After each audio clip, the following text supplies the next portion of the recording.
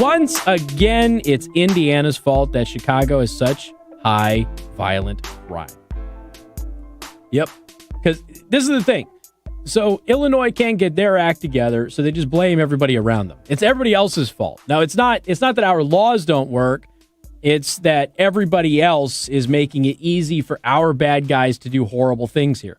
Look, the notion that Indiana is responsible for Chicago's gun violence is disproven with one very simple fact. We don't have their level of violence here.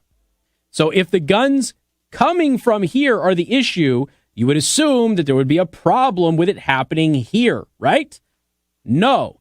The guns go to Chicago. And by the way, there's conflicting studies on the amount of firearms that come from out of the state of Chicago that are used in those crimes.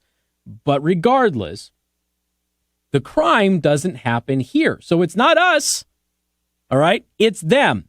They're saying that the only reason they have gun violence is because other states around them have non-strict gun laws, which, of course, is another lie because our gun laws are the federal standard, period.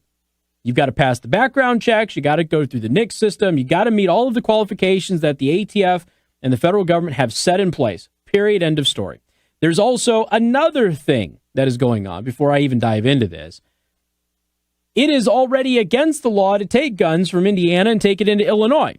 So how could we have lax gun laws? It's already against the law. But they do it anyway, which leads you to enforcement. And Chicago has a major problem with not putting gun criminals behind bars. And that got worse after their new attorney general took over a few years ago, or a couple of years ago. I forget the exact date. Don't quote me on that. And so what they started to have this like second chance thing. We explained it one day on the show. I don't have all the details in front of me. They have like the second chance thing where if they think that you just had a rough go of it, you committed a gun crime, they're going to let you go without any jail time. And then what ends up happening is those people actually have a high recidivism rate. They go right back out there and they get their guns and they commit more gun crime. But they have to blame everybody else because that's where we are in our society. You don't accept responsibility for what is happening in your own community. The reality is parts of Chicago, not all of Chicago, but the entire city takes the blame for it. Parts of Chicago don't allow police enforcement. There's very little to no police presence. They're almost like no-go zones that we've heard about in Europe. And as a result, they police their own. We've heard this from the police chief. We have heard this from, is he a police chief or commissioner over there? I forget. Anyway, the head of the police department. We've heard it from them multiple times. We've heard it from residents that happen to be in these areas. And police just, the presence of police is not there. They don't go there. And as a result, people just kind of police their own. And they police their own with guns. And that leads to criminal activity. It leads to these gangs roaming the streets, and they're able to go ahead and basically operate with impunity. So this is from WIBC. That's a talk station in Indianapolis. Indiana is one of the neighboring states being blamed for the increase in illegal guns on the streets of Chicago. City Police Department Superintendent Eddie Johnson says that lax gun laws are letting high-capacity assault rifles across state lines. First of all, assault rifles aren't legal for sale unless you have a stamp, okay? Those aren't going across the border. So automatically, you've got the police department superintendent, Eddie Johnson, lying to all of you. The next part of it is the high-capacity bit. The high-capacity bit isn't a problem in Indiana. It's not a problem in other neighboring states that Illinois is blaming. Why is it only a problem in Chicago? It's not even a problem in other cities in Illinois. It's only a problem in Chicago. And guess what? Most guns used in Chicago crimes are not AR-15s or AK-47s. They're those pistols. Those darn pistols, which are easy to conceal and carry around, okay? The neighboring states need to ask themselves if by making it easier to buy a gun in Wisconsin, Indiana, or Mississippi, are they contributing to the violent crime in Chicago? No, we don't need to ask ourselves that because we don't have that problem with violent crime, and yet those same guns are more readily available here than they are in your city. And it's already illegal to put them in your city anyway.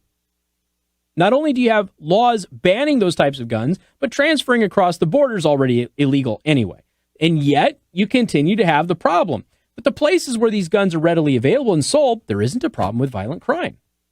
Now, there is in Indianapolis, and there is in Gary, okay?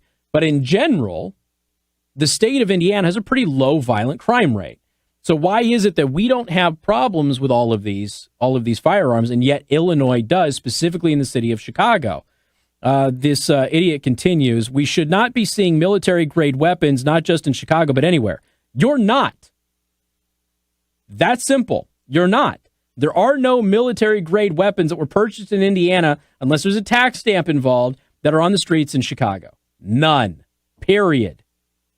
You look at these mass shootings all around the country, and what are they using?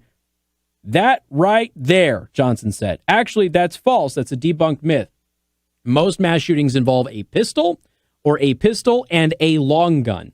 The vast majority of mass shootings are not using long guns. In other words, rifles. I would like to remind everybody that the total number of rifle murders last year went down significantly. I think like 16% or something like that. Went down significantly. And there's only about 300 people per year that are killed with these long guns. So you have thousands of murders and shootings in Chicago every single year. Thousands. Tens of thousands. And they're blaming something that is responsible for taking the lives of 300 people. And that's all rifles together, including ARs, AKs, any variant thereof, hunting rifles, bolt-action rifles, all of those other guns. They just continue to lie because they're incapable of taking responsibility for the culture that is present in large swaths of Chicago. And since they don't have an answer, because all of their answers have been stricter gun laws, which, by the way, don't work anywhere else. They don't work anywhere else.